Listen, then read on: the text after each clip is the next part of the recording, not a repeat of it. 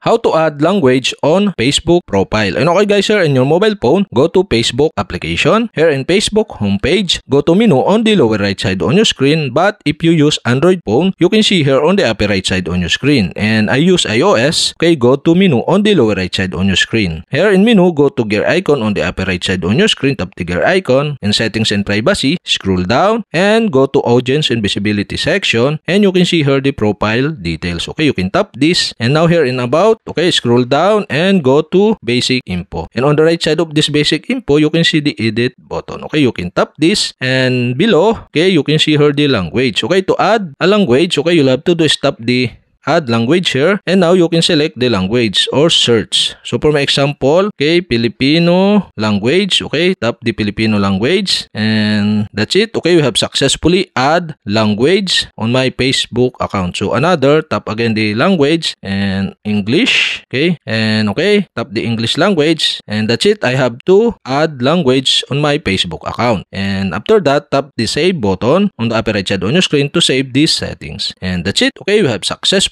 add language on Facebook profile. And okay guys, if you have a question, kindly comment below. And don't forget to hit the subscribe button and the bell to notify you if I have new video. Okay, thanks for watching.